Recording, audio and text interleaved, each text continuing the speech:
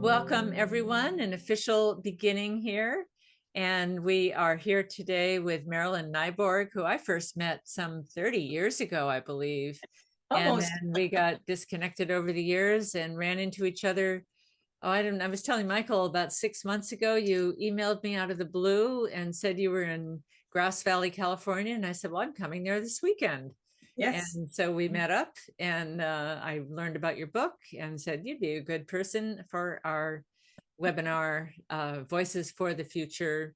And this year's theme is the future at stake, because things are really heating up now in the world. So we're, we can't, nothing more important than talking about the future and the present.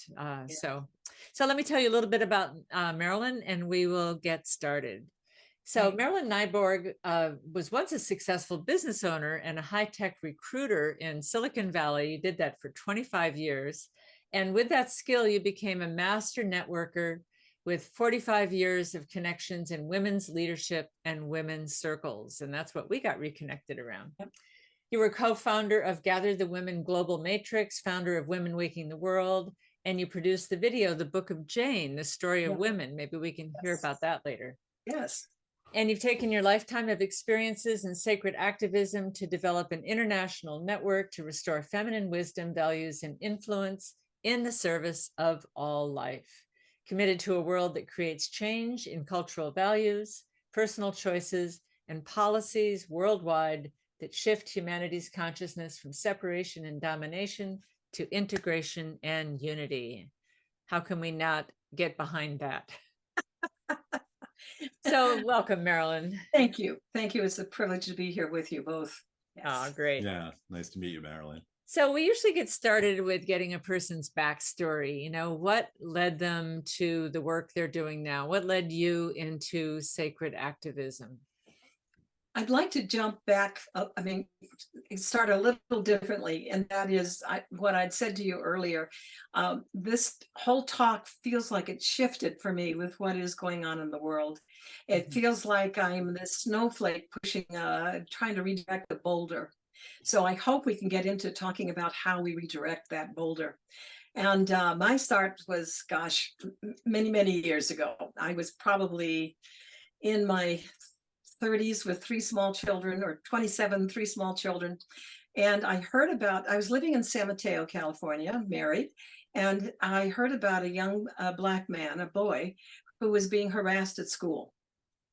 For whatever that reason, it got my attention, and I wanted to know what I could do. And what I learned was there was going to be a large meeting in what was our ghetto at the time, East Palo Alto. And a woman who later became the mayor of East Palo Alto was running it. And I walked into a room with all Black faces, but one other white face sitting up in front, a woman I didn't know. And they started talking about what could be done in terms of the schools and in terms of curriculum and what can be done. The same conversation we're still having. And suddenly the woman who was running it looked at us and said, "And why are you here?" Well, we said, we came to help. And she looked at us and said, we don't need help here. You need help in your community. Yeah. And both the other woman and I, who then met, did that. We went back to our communities, and I worked for many years almost 10 years in what we then called the civil rights movement, and trying to get a balanced curriculum into the schools, and doing things like that. And then, it winds up, all this stuff leads to politics. And the next thing you know, we were dealing with the John Birch Society back then. Mm-hmm. You can tell that was a bit ago. Yeah. And then I spent the next 10 years of my life in a spiritually based community called Creative Initiative Foundation, where I learned a lot about leadership, about myself, about my personal life, as well as how to work with people and ideas and make presentations and things like that. So that's my beginnings, at least. And I was thinking about that question the other day, and I think I've been living in 10-year phases, so I don't know which one I'm in now, but nonetheless, I feel I've come to a place of I'm a visionary, and I feel like I'm more of a resource now than the out there doing it. Gather the women, the women there, just, I'd come up with an idea and they would create it in a way that was spectacular. And it was a fabulous group of women that I worked with there. And it's still going. It is now, by the way, international. And that's nice to see that. Yeah. Yeah. So Marilyn, maybe the next question, to define sacred activism so we can all be clarified on it, and then take it from there. I think there's a lot of activism. In fact, most of the groups I talk to, I know they're activists. Probably most of your viewers are activists of one kind or another. But many of them are motivated differently. The MAGA people are motivated one way. The people whose children have been slaughtered are motivated another way. And for many of them, it's grief for what's just going on in the world. And my idea of sacred activism is actually bringing the values of the deep feminine forward, of cooperation, of caring, working together, of creating together, unifying. And I will read to you, we talked about Andrew Harvey, because he's written an entire book on it. And see if I can find the right page. Oh dear. I'll put his book in the chat too. Yeah. Oh, he has a lovely book. And he's so articulate. Sorry, I had this all out here, of course, and then managed to lose it. It's right where I marked it. What is sacred activism, according to Andrew? A spirituality that is only private and self-absorbed, one devoid of an authentic political and social consciousness, does little to halt the suicidal juggernaut of history. On the other hand, an activism that is not purified by profound spiritual and psychological self-awareness and rooted in divine truth, wisdom, and compassion will only perpetuate the problem it's trying to solve. However righteous is its intentions. When, however, the deepest and most grounded spiritual vision is married to a political and pragmatic drive to transform all existing political, economic, and social institutions, a holy force, the power of wisdom and love in action is born. This force I define as sacred activism. One could also underscore love in action. Yeah. I think he says it all. Love in action. Yes, it is love in action. And just holding life as sacred and treating it that way.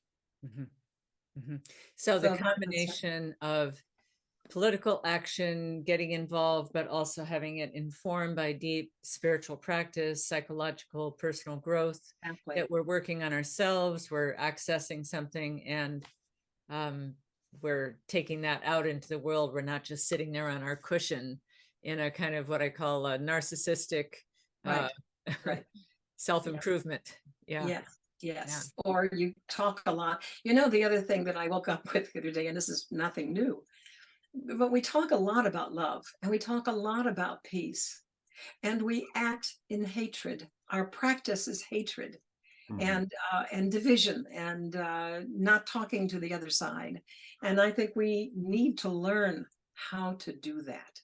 Absolutely. Yeah. Mhm. Yeah. And let's presence what's going on in the Middle East, because this is, recent news for all of us. We're all sitting with this horror and Yes. we're all affected by it. And as we were saying before, how do we not talk about it? There is an example of where hatred has been sown over generations. Yeah. Yes. And Yes. if I can just add, because I've Please. thought about Gandhi's famous saying a lot over the last few days of an eye for an eye makes the whole world blind. So, Yeah. Yeah. Yeah. I So think that speak to it. it feels to me like it's always a small contingency of hated people who hate, and the rest of us suffer from it. I mean, my pain for the Palestinians is equal to the pain I have for the Israelis. I don't see one above the other. Both of them are being used and abused. Mhm. Yeah. Yeah. I'm saying the obvious, I know, but it's just so yeah. present to all of us right now. Yeah.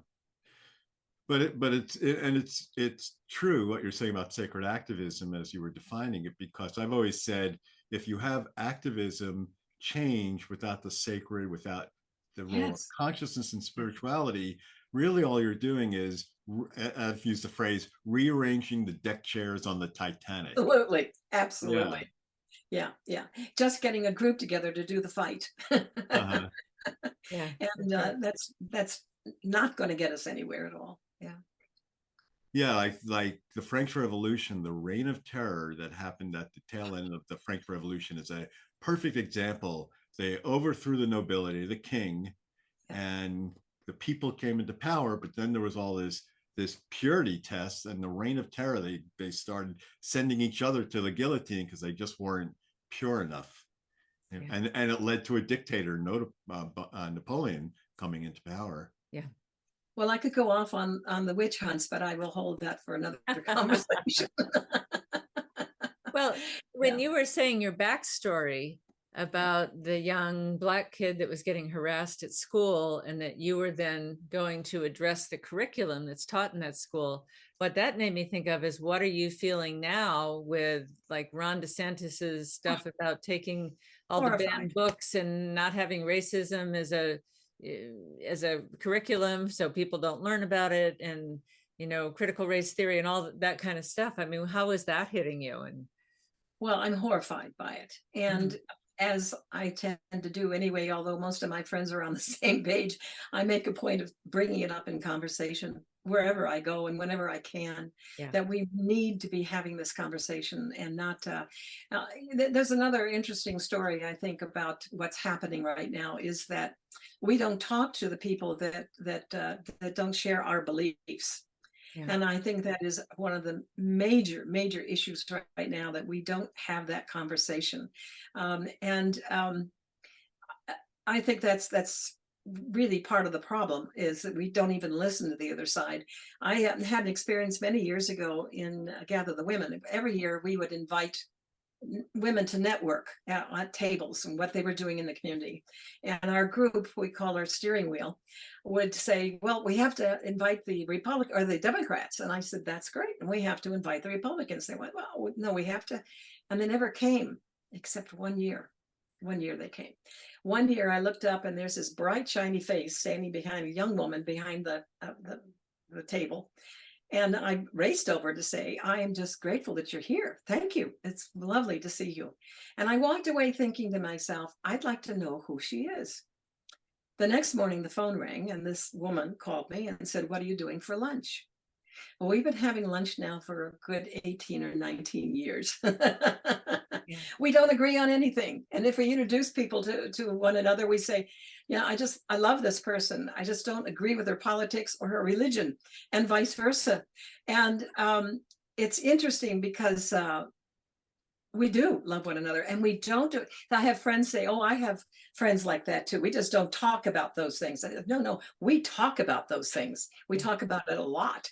And I ask a lot of questions. She asks a lot of questions, and we hear where we're coming from. And you realize suddenly, I realized, we're not going to change anybody's mind. That group has a group of facts that I never see, and I have a group of facts that they've never heard of either. And we share those with each other now. Like, did you? Oh, no, I'd never heard anything about that. And you realize suddenly that there is no room to change their mind. There is a lot of room to have a relationship and to have a friendship and to acknowledge she's a mother, like I've been a mother. And, you know, we've got what, 30 or 40 years difference in age, but we care a lot for one another. And I have had the pleasure of being able to meet other women who I would not normally agree with. And that's what I'd like to see more of, the exchange of ideas instead of the arguments. Yeah. So Marilyn, if you were go back to the Middle East and you know, just what has broken out, the horrific situation, chain of events.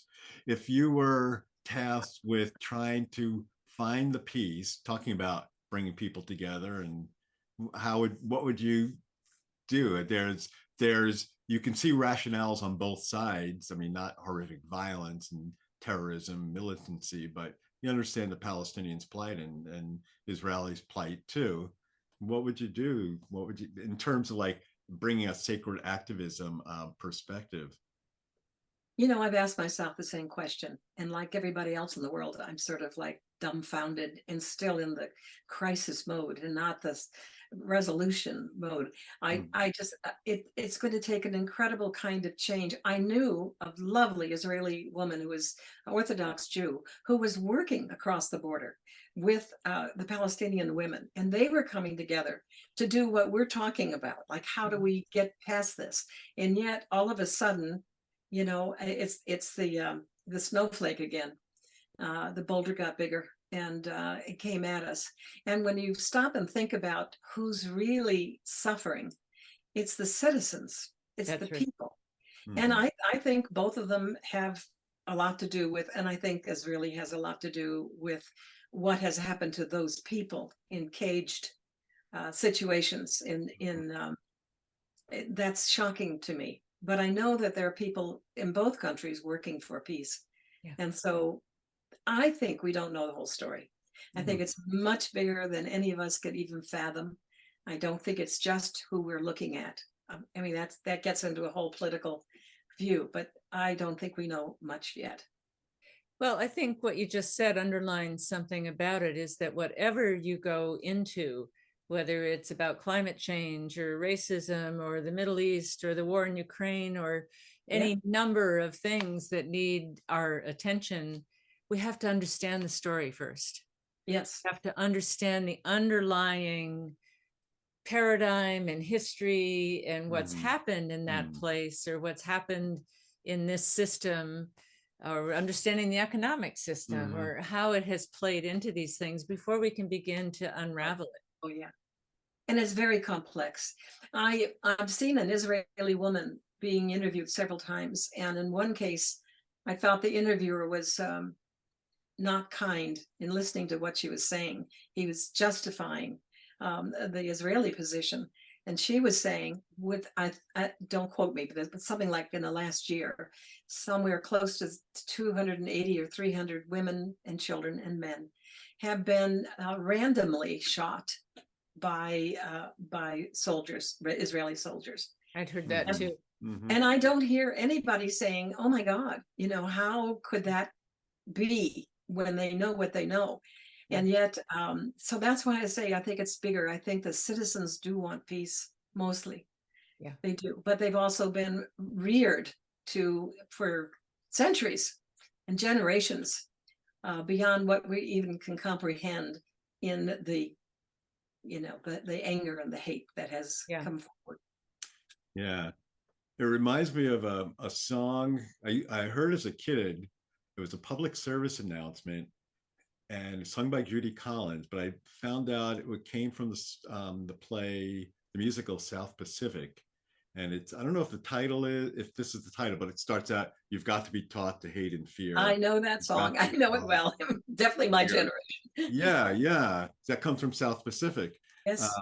So that's ultimately, it's ingrained in someone from a young age. You've got to you've got to learn to hate and fear That's that right. person. That's right. And it becomes cultural, like so Mhm. many things. It just gets woven through our history and our conclusions, shall we say, that we pass on generation to generation.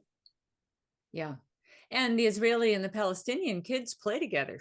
I mean, know. they don't know the difference, They don't know the but difference. it's the ones whose parents have been murdered, when they were 14 and grew up the rest of their life as an orphan, that grow to hate and have this anger that they have no place to put. And then they're going to join Hamas's army, or they're going to join the Israeli army, or, and they're going to carry it on. Yeah. At Yeah. one level, it's justified. On the other level, we are getting into vengeance. I mean, look at our own politics. Yeah. It's a politics of vengeance and hate. Yeah. And it has absorbed this country, and they're just a great reflection for us right now of what we could get into very easily, and probably are moving in that direction. There's so much hate going on. One of the things that I think this timing is interesting as well, as it's getting to be close to the holidays. And we have, some families have a lot of difficulty on the holidays in the differences of opinion. Yeah. And so I wanted to make this suggestion, is if they leave with nothing else, at least something they can do in the holidays. When you come across people who don't agree with you, I have learned that, as I said earlier, you're not going to change their mind. You could ask them questions, good questions, and stay in that mode of listening and listening. At the end, you at least perhaps still have a connection. You won't change their mind, and that's okay. If we can learn to listen to one another, to have that conversation. My partner and I went to a wedding in Arizona, and her niece and her husband are very Republican, very well educated, very smart, and he's very, very sharp. I'm not sure she knows who the president is, but he's on top of it. And he's got the lingo down, everything. So we get there 2 years ago when we were very much committed and involved with climate change. And we sort of said to him, so what do you think about all this? And well, we got the very usual line of, well, it's just, the phase of, we just go through these phases, every few centuries or whatever. And I'm not worried about it. And then we sort of said, well, how's the air here? And oh, it's not good, and we do have to do something. And then I think we said, any concerns about the ocean? Well, that's certainly a problem. And we left the language of our politics and we started talking a little differently. And in the end, we were agreeing with what was needed, and we needed to be conscious of what we needed to be doing. And when we left, it was really cute. I'm sure they thought they'd convinced us of their side, because they said, it was so nice being with you. You guys were so open. Yeah. And I thought, good, we have a relationship and we can talk that talk now and hear one another. In fact, every now and again, we call them and say, well, what's your view on this? Because we want to hear, I remember going to a program up here where our congressman was speaking. And of course, we didn't like our congressman. And so we went, and I realized I couldn't hear a word he said because he was shouted down. He was shouted down. I was embarrassed because I couldn't hear anything. And we have to stop shouting each other down and practice what it's like to understand their perspective. Stephen Covey in the Habits of Highly Effective People said, if you wish to be understood, seek first to understand. Perfect. That's exactly right. Yeah, exactly right. Yeah. So Marilyn, you brought up, the hatred, sides hating each other. So here in the United States, which I know better the conflict than, Sure. Israel. We do. We also have so much hatred being spewed. And then, some people say, oh, if we can only just all get along. And that's a challenge when I hate to say one side, but a segment is spewing anger and hatred and irrational ideas that aren't grounded in reality. Sure. How do we find that sacred point of communing and activism? Dealing with the boulder. Yes. Yeah. You know, that's perfect because I definitely wanted to go there because I went to another meeting the other day, and at the end of the meeting, they do something. Oh, two things happened. One woman said, you know, people bring food and they bring paper plates and plastic and things. And she got up and said, how are we doing that when we speak about, you know, conserving and not wasteful? And here I'm bringing my plates and my silverware. And I thought, oh, that's neat. And then towards the end of the meeting, they do something called the good dollar and bad dollar. It's a great way of raising money. And so the good dollar is for, you know, many people said, well, what's going on in the, you know, in Israel and Palestine. And then the bad dollar, they would bring up something they didn't like, which is usually the other side. And, you know, we hope he doesn't win that. And we hope he doesn't talk. We hope he moves, whatever. And I thought to myself, when I'm with my good dollar, I said, I can't do a good dollar, I mean, a bad dollar. I'm going to do two good dollars, which is that I'm deeply concerned about what is happening there. And I realized later, and if I go again, I will bring this up. We can't say what we want and do what we don't like. And that's what we're doing. We don't like the hatred. We speak about it. And yet we do it. And I think what it requires is that each one of us has to commit themselves to watching their language, watching the words that they use, the thoughts that they hold, and the ideas that they feel like they're supporting, and measure that against what you feel in your heart and what you believe in your spirituality, even your atheism. What do you believe? What do you want to see happening in the world? We have to be that committed to our own change of moving from the judgment, moving from the hatred, and take ourselves on. It's that simple and that hard, very hard.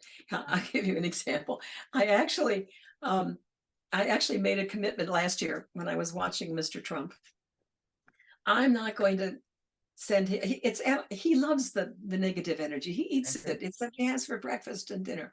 I thought, okay, I'm going to send him love. I don't agree with him. I don't have to agree with him, but I'm going to, when I see his picture, I'm going to think loving kindness towards him. Hardest thing I've ever done in my life, and I haven't done it well.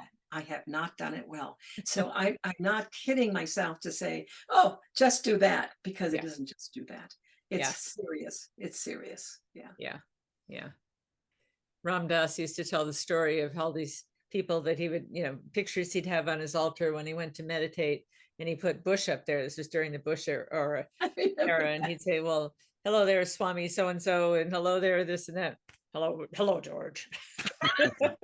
You know? Yeah, that's exactly right. I mean, that's not easy. No, it's not easy. And it's our own indoctrination as well. It's not the freedom of our heart or our spirit speaking. It just isn't. Yeah. And speaking of Trump, my theory belief is how the guy keeps on ticking with his overweight, horrible diet, no exercise, but he feeds on the anger. He's like a bull. Absolutely. Bull in a china shop. Absolutely. Loves it. Like that anger just like invigorates him. And it's, you know, you feel sad for him on the one hand, but just and like Ram Dass, feeds on the adoration too. Yeah. Oh yeah. And he ignites it in everybody watching. And so not everybody, but on the people that are adoring him, he is igniting the same anger and hatred, which is simply amazing that any one person would have that much power. Of course, many of those people now consider him to be the new Christ. I'm not quite sure how that works, but that's, you know, the second coming. Whoa. We're in trouble. Carl Jung actually talked about that, something he called enantiodromia, which is where something turns into his opposite. And he said that Christianity doesn't acknowledge a shadow, and so it will create a political figure who claims to be like the Christ, but is actually the Antichrist, and people will worship him because he'll represent the shadow that's been unacknowledged. And he said it very clearly long before it happened. Do you have that written somewhere? I have written about it. I would love to see that, because that's the kind of thing that needs to be posted and understood. Yeah, I'll type the word. If you Google the word, you know, Carl Jung and enantiodromia, you might be able to find it. Well, you know what? You have to go Dromia. to everybody. Oh, goodness, I haven't been. Oh, attentive here. There we go. Oh, which means that the other ones you. Yeah. Okay. Okay, so for people who've tuned in recently, we're talking with Marilyn Nyborg, who wrote a book, A Woman's Guide to Sacred Activism. And I just put that book in the chat. And Michael, I think it's your turn for a question. Okay. And also for people tuned in before we said it, Anna Day and I are actually sitting next to each other. This isn't some optical illusion. So yeah, Michael's visiting from New York and I'm in California. yeah, yeah. Another historical moment. Yeah. Yeah. So going back to this theme of anger, which definitely is a impediment to sacred activism. You know, a lot of people in the activism world, I mean, you differ at the very beginning, Marilyn, you differentiated between sacred activism and activism. But I know people in the activism world use the word like struggle, the struggle. And I always cringe a little bit. And then also like that anger about injustice, and understandable, but you know, so do you find that the anger is helpful because it gets that passion going, or is it a hindrance? It's both. It's interesting because I mentioned that I had gone to this congressman's talk, and later on in the week, we had a leadership meeting of the organization, and a young woman stood up and said, God, that was fabulous. I was so pissed. I let them know. I yelled, I called him names, and I felt so good. I actually left shortly thereafter because our intention initially was that we could do it differently, that we really could come from the values that we say we believe. And what I recognized is that the reason I think it's a good motivator, but I don't think it's going to help you in the midst of a dialogue or in trying to talk to someone who doesn't agree with you. It will end it right there. And so I think that I really encourage people. I write about it in the book.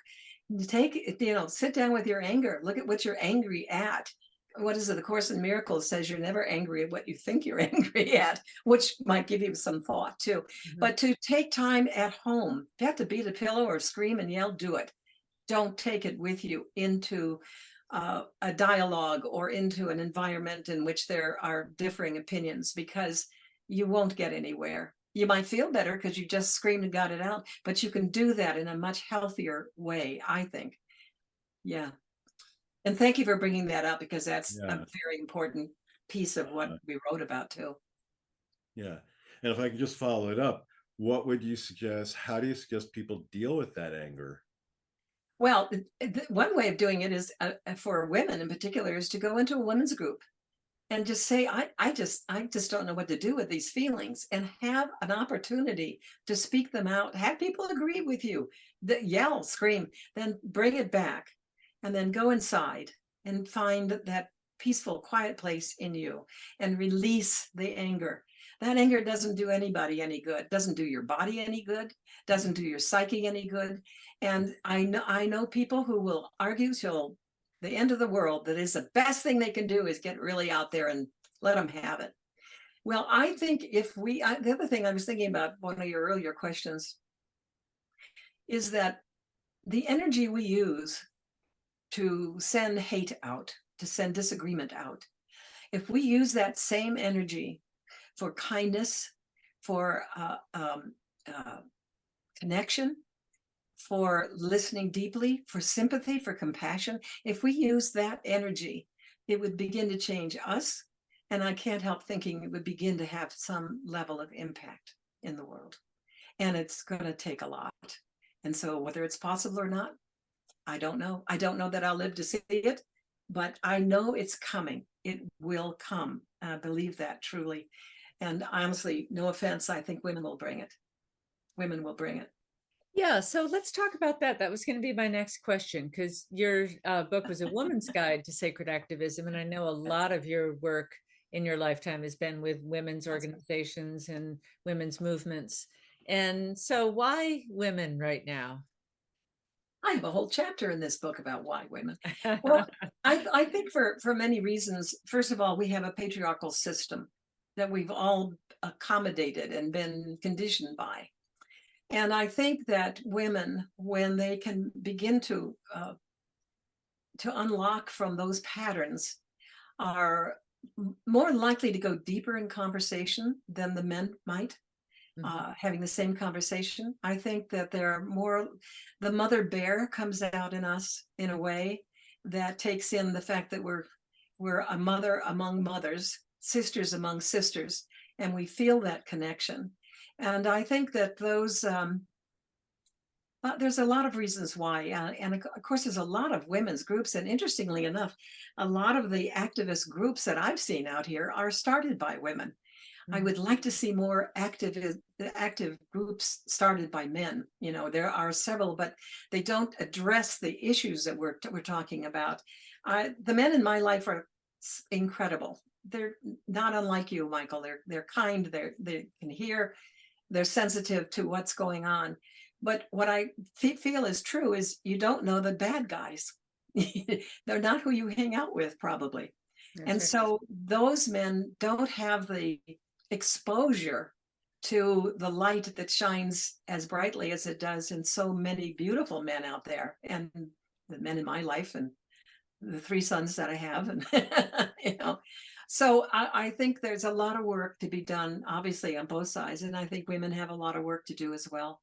And it's interesting that I think we need to do it as gender oriented. I think men need to be with men to hear men, as women do with women. Yeah, we need to hear our own kind, but then I think we also need to come back together, Absolutely. men and women, because I've been in a lot of women's groups, and I've been with men who are in their men's groups, and you know, there's a point where we have to come back and talk to each other, Absolutely. because sometimes women's groups can be bitch sessions, you know, and I'm sure men have them too. But you know, there's I was talking to a friend about a book around the Parliament of Religion and what they just did, and I suggested the name From Patriarchy to Partnership. Yes. But I think that is the ultimate goal. That's where we have to go. But there's a lot of underground work that needs to happen to do that. Yeah. Yeah. And it's personal work, and it's within, you know, our own tribe, shall we say. Yeah. So you know, your book was a woman's guide to sacred activism. There we go again. Yeah, let's see if I can get it. Oh, we can get it. There we are. Good. Yeah. So how is a men's approach to activism? How does it differ, would you say? I think that now this is going to get me in trouble. But I think for centuries now, the male first male response to difficulties and disagreements is war. And I mean, what would have happened if what just happened now, if the Israelis had all come to the border to say, you know, we don't want this, we want to be with you, we want to change things here, what would happen? Instead, we went right to revenge and right to retaliation. And I think that is one of the deeper movements among the patriarchy, that happens first.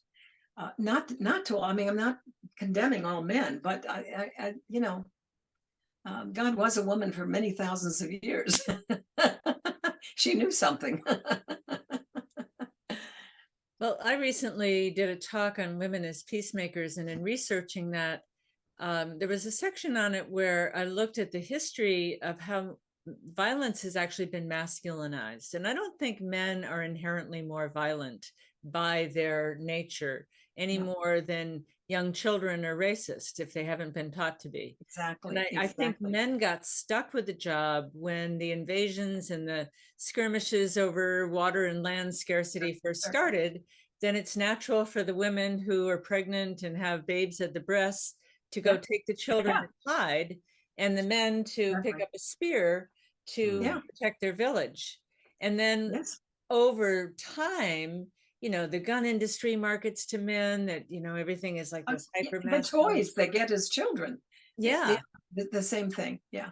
And the toys, yeah. And so I think that we have to decouple violence with masculinity. That I And don't that is think men changing, want it. though. I don't think it's their basic nature. I Mhm. think it's just the cultural programming that has been eons, really, and is, marketed today to, the violence is the way to be it's coupled with masculinity. So Yeah, I have and to it's be a man. I got to grab my expectation. gun. Yeah, Mhm. it's expectation. The other thing, Michael, that I was thinking about too, I remember sitting in a restaurant not too long ago and listening to four men talking. And their conversations were about, let's see, fishing, cars, politics, very, oriented, very one focus. And then there's a table across the way with women who are saying, "Well, how do you feel about that?" Now I have to admit, another time I was in the same restaurant and I heard two men talking that way, and I thought, oh, my heart, it was beautiful. There were two or three men just talking about how they felt about this and what they needed to do and what have you. And I thought, that's where we have to go. We have Yeah. to go that way. Uh-huh. And women need to take, let's see, to take their power back. They need to take their power back. Yeah. They need to be mother bears. Yeah. But Mhm. not with anger, right? Because the No, anger is no, just it doesn't have to be with anger, but with the same intensity that you would preserve life. That's what I think we have to do. Mhm. yeah. Yeah. Yeah, and you made me think of I'm visiting my brother in Marin County, so I'm here, and he hadn't seen all of Ted Lasso, the program, if you've seen it, and we've watched the last 3 nights. We watched the last 3 episodes, and last night we watched the final episode. So for those who haven't seen it, it's such a brilliant show. But the final episode was the character Roy Kent. Have you seen it? I know I haven't. Oh, Marilyn, you've seen it? Ted Lasso? Once, I think, maybe Okay, twice. it's so brilliant. But Ted Yeah, Lasso I've heard was that. this guy. I mean, Roy Kent was this guy. I don't talk. And at the end, I don't want to give much spoiler alert, but at the end, he became soft. He was like talking to a therapist. He was like learning how to like do more than grunt and groan. It's about all these athletes, but Yeah, it takes more work for men. It doesn't come naturally it to doesn't come naturally, and yeah. I know that's difficult. I have a therapist friend who told me about some of the people she's working with, the men whose wives are demanding now that they become more accessible. They don't know what to do, and they want to, and that's a beautiful thing. But we need. I think men need to be able to work with one another in that at that level of relationship and availability. Mhm. Yeah. Well, Marilyn, when we talked about this interview before it happened, you said you actually want to do some interviewing of the people listening. You want to I ask some do. questions to people. So what we can do, maybe you can explain it, Michael, how if people want to come on and speak. If people would like to come on screen with us, we would Did you say screen or scream? I was. screen the mouse. Mouse is here. Okay. So let me go. So for anyone who would like to do so, let's see if I can get to, you can just raise your hand. I think yeah, in the settings box on the bottom screen, there's raise hand. And in raising him, we would invite you to come on screen with us. And Marilyn's not going to interrogate you. She was just like, because we're talking about how we can be activists. So we have Anne is willing to break the ice. So Right. you're allowed to talk. I think that means you'll be coming on screen, Anne. Let's see. Yeah. There. Okay. Yes. Good. There. And Anne, you can have your video off if you want. Or you It's can up to have it you. on if you want. Oh, Yeah. come on. We want to see you. But you'll have to unmute, Anne. Okay. Okay. There we go. Okay. So So we can have dialogue. You can ask a question to Anne, or she can ask a question to you. Okay. Go ahead, Anne. You put your hand up. I'm ready to be interviewed. Ah, Okay. So what did you hear today that might be something new for you to think about or something that you relate to? Well, the story about the little black boy that you told, because I started my activism in Detroit Mm, with Black children, and so I'm very, I resonate very much with any story that dealt with or helped Black children somehow deal with the lives that they were dealt in a very racist, yes. world, Yes. white privileged world, I should say. You betcha. You betcha. Yeah. So is there anything else that you wanted to add to that or a question you might have? I really liked the conversation about that related the difference of male activism and female activism and how that sort of gets dried up. How men are sent in one direction and women in another. That was a really interesting thing. Oh, and the statement about from Jung that Would love that. Yeah. that was, I wrote it down. I mean, I thought that was a beautiful Yeah. element that I really want to study and think about. As I do too. Yeah. Yeah. That was excellent. So let's see. You just said Great, thank something. you, Ann. Yeah, thank Well, you very much for you're being welcome. brave. All right. Okay, so I will, let's see, that takes Ann. Yeah. And if anyone else would like to do the same, you can raise your hand. Is so with that, you don't have to come on, you don't have to have your video on if you don't want. Or Marilyn, you can ask a question and see who wants to Well, come on and talk. Actually, I wanted to go back to Ann's question about the genders. Also, there's the introvert and the extrovert. What Mhm. is their activism like? And I think that's I woke up one morning and I thought to myself, good heavens, I'm obviously an extrovert, but not everybody is. So what do they do? And I can tell you that they can do a lot. Um, I watch my partner, for one, who is definitely an introvert, and the ways in which she touches the world with her presence and what she believes, but also signing petitions, writing letters to the editor, speaking to friends, one-on-one even. We just need to continue to initiate the dialogue of change. And I think that's another thing one can do, particularly if you feel like, well, I'm not going to go out on the stage, or not going to go be on a panel or something. But there's lots of ways, lots of ways. Yeah. So I don't know quite what else to ask. Is there anybody else that? Well, Carolyn Anderson has raised her hand, so Oh, good. Come on, bring you Carolyn. on, we're going to bring you Carolyn. on. That's There my we sister go. there, practically. Okay, good. So there you go. Hi, Good. Carolyn. Go ahead, Carolyn. So you may have to unmute if you're muted, Carolyn. Shouldn't be. Can you hear me now? Yes, we can now. Yeah. Okay, very good. Well, today I participated in a half-hour meditation with Thomas Hubel and Yes. thousands of people all around the world. And to me, that's a form of sacred activism. You bet it is. Holding You bet it is. presence and sending love and so on. And whether you're an introvert or an extrovert, I think we created a beautiful field, and I think it's important. You know, Carolyn, there's one on the 14th with James Twyman, I believe, and I don't have the details, but it's coming up on the 14th as well. And I didn't know about this one, but I plan to participate in that one.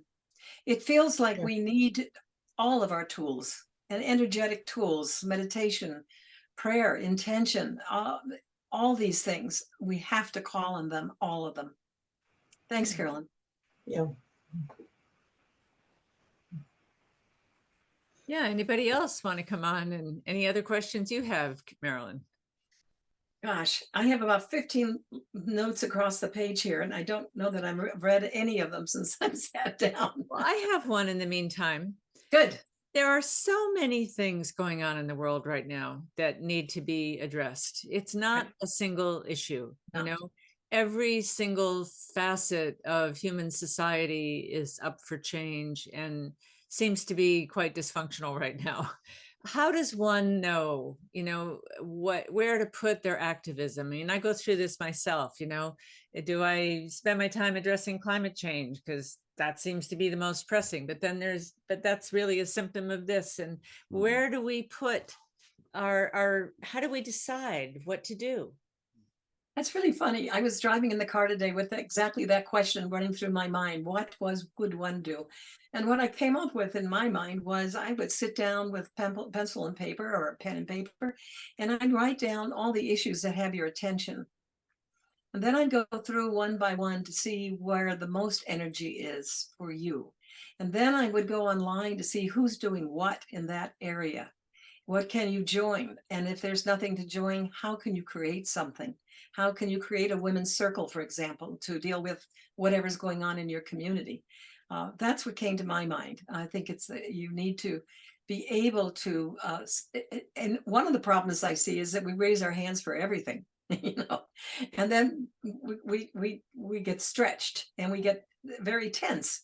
It's very important, I think, to find the 1 to 3 things that you can support. One you might be supporting financially.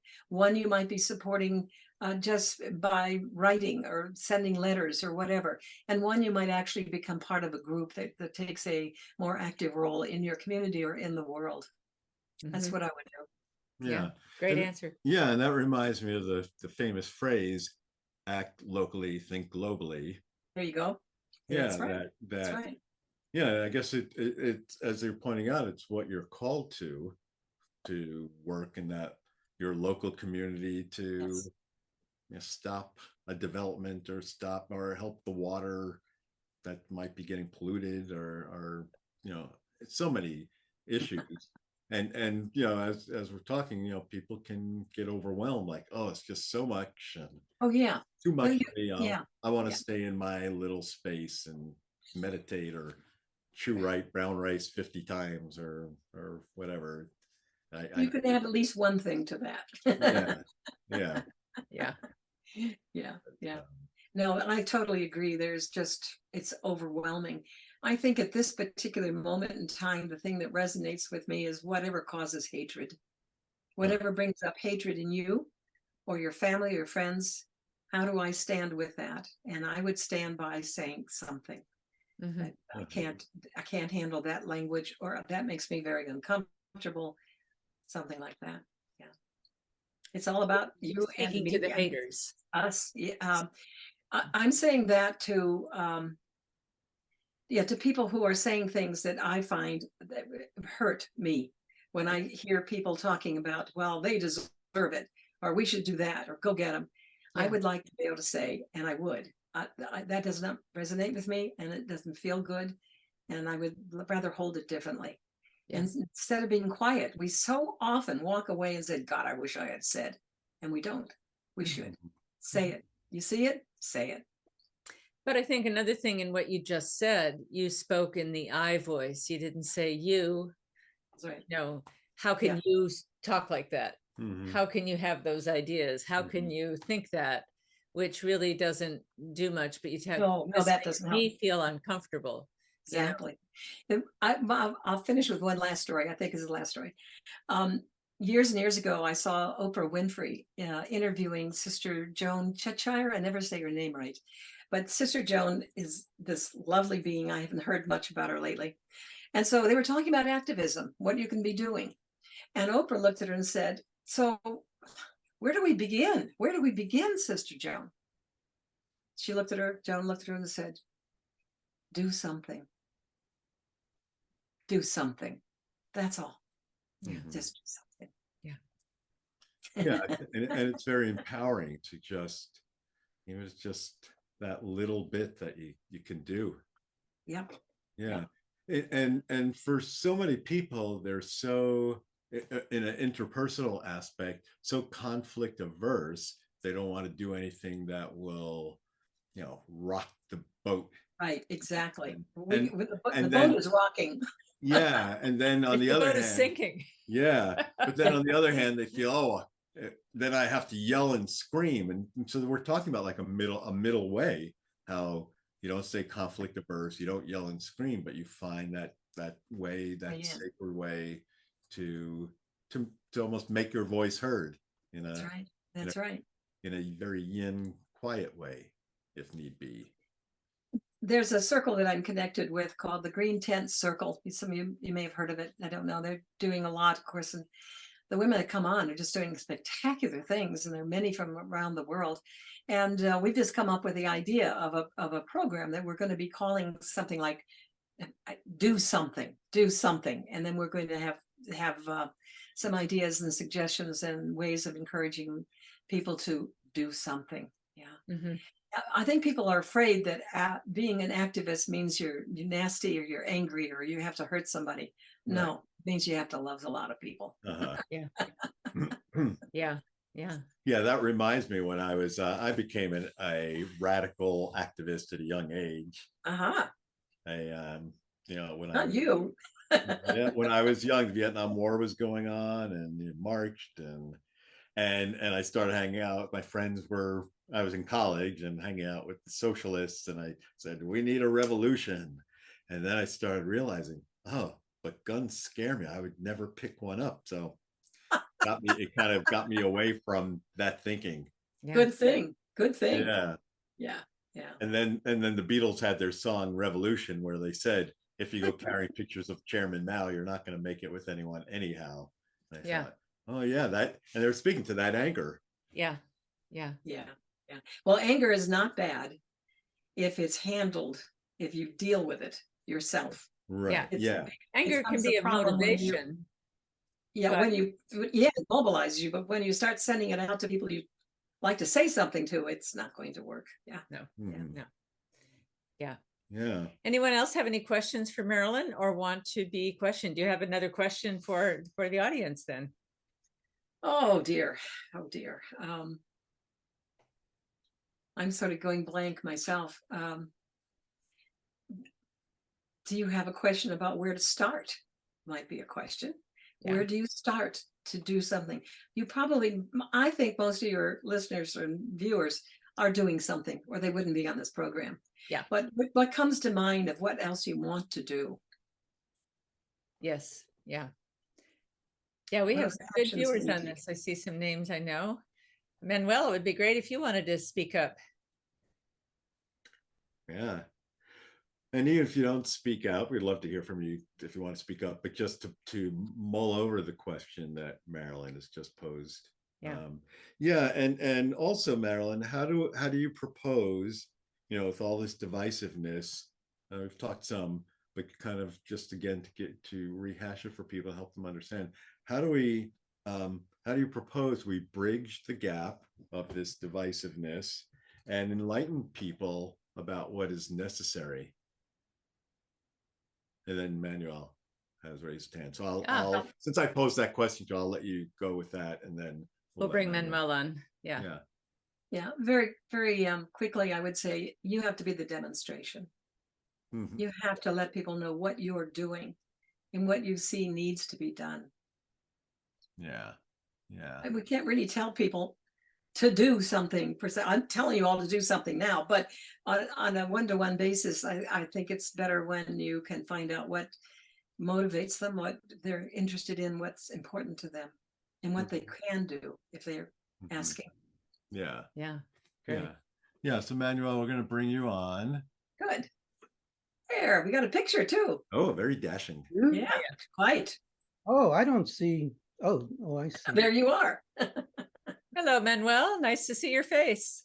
I'm not finding my face, but I see you all. Okay. Well, we hear you. To trust. It's there. I'm really appreciating this conversation.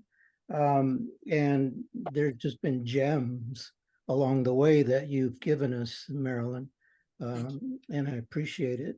What some of the fundamental distinctions that arise for me when we talk about activism has to do with whether we're activists on the outside looking in with various ways of being an activist, or whether we're inside the system and pursuing change and transformation as system insiders. And I've been in politics all my adult life. I've been now in my 33rd year of being in elective office. I've been a Democratic Party official. I was there when Barack Obama broke out into the national scene with a keynote convention. So my political resume is very, very long, and my insider perspective is very keen. What the missing, the element that is most needed in transforming politics and the world, in my opinion, is not, I'm going to just say it straight out, is not spirituality. It's participation, because people have a lot of thoughts about things and they go to occasional things that have to do with a march or a petition or a meeting. But there's very few of us who are actually insiders, who are like a vanguard from our vast community of transformation conscious people. Very few people who can leverage the inside process. It's very, very different than the activist mindset. How you establish position, how you establish leverage, how you bring consciousness to those elements. And that's what I'm always kind of listening for when I listen to people speak about activism or sacred activism, and so on. So I just want to lay that out there. There's a lot that can be said, and I'm just overviewing, right now. That was a huge question. I Not don't even even a know where the question. question went. Huh? It's not Say even a again? question. No, it's not a question. It's an observation, and I Yeah. understand that. Yeah. Yeah. And Good. yet, Well, even I with know everything I it's said, I will repeat that you've really given some gems. And I'm doing an audio recording that I'm going to listen to later to pull those gems out, because Thank you. they're very pithy, eloquent, ways of saying really important things. Thank you. And Manuel, I know you've been on the front lines, so much of your life. You have been an activist and you've been working tirelessly for change and for better ways of people getting along with each other and listening to each other. And it's really great to see your face and hear your voice. Thank you. I was going to say also that we need more people like you in politics. Yes, and I hope you can multiply. yeah, part of what is very present in my consciousness is I think that there's more change needed in we the people than in politicians, especially we the people who have in some way awakened, who have become committed to transformation, who embody heart, soul, and spirit. If there could be a shift there, in terms of participation, involvement in the inside, being willing to exercise influence and power, we could accomplish a lot more rather than just being visionaries. Absolutely. Absolutely. I'll stop there. Thank you. I appreciate your sharing and appreciate very much what you're doing. Keep it up. Thank you. Thank you for chiming in. Anyone else? Any questions either way? Comments? Hopes, prayers? Well, Marilyn, would you like to have us see what you think of this, wrap up with maybe a meditation on the Middle East that we can send our love and our sacred activism in prayer? I would. Do you have any more questions? Sorry. Oh, sorry about this coughing. No, that would be a wonderful way to end. Marilyn, you put your email in, but you in the chat box, but you sent it to the host and panelists. Oh, okay. However you can get that out. So if you go change the chat to everyone. Okay. Yeah. Or I'll paste it. You know what I would like to do? I have a poem here that I would love to read. And it ultimately, I think, says it. Great. It's by Jane Evershed, who did the logo for the book cover and other things, and the video that we didn't talk about. So it says, women, all sisters, remember, act like you already manage a nation. Summon your purpose with your heart's conviction and take your station. You are being nudged by Earth's necessity to resurrect humanity and mold it with your hands, gentle and strong, into a sculpture of sanity. Come on. You can no longer carry the rage, the fury, and the weep of fire, storm, and flood. The seeping of shed blood you have been missing in action, lured way off track by instigated distraction. Hurl your lesser than all the way back to the Minoan crate. Risk your life, gather a clan, take the reins, take to the street. There's a global warming and a war to defeat, and a host of hideous crimes which render women as meat, to tenderize, to use, to enter, to traffic, stone and burn. When will we learn? Women, all sisters, remember your power. It is for the earth's healing that we yearn, and this is the 11th hour. Scurry, scurry, scurry. Wow. And I think that's a perfect ending, and it includes everything and all the issues we've talked about. Thank you so much. It was an honor to be with you both. Thank you, Marilyn. Thank you, Marilyn. And once again, it's A Woman's Guide to Sacred Activism. It is. And, you can find her at Marilyn at nydow.com. It's in the chat. And we thank you. And I sell the book. I'm selling it now for $8. That includes postage unless you're out of the country. I can't do the postage out of the country, but yeah. Thank you And both. get out there and do something. Yeah, absolutely. As we're talking. Yeah. And thank you all for who came on and who spoke. And until next time, and next time is this month. October 24th, Daniel Faber, who's a fairly important person in the climate change activism field. Right. Excellent. Really well connected, and he'll be speaking about climate change and also what's good that's happening. Oh, yes. Yes. Yes. And then November 9th, we'll have Lawrence Wallersheim, who is working on climate safe villages, building communities that will be resilient in even the worst of climate change. And he's got lots of movement into that. Excellent. That would be. So that's creating a positive future. It is. Yeah. And I think the future will be positive. I think we've got some bad news to go through, but I do believe we're going to come out very surprisingly wonderful. Blessings. Bye-bye. Bye-bye.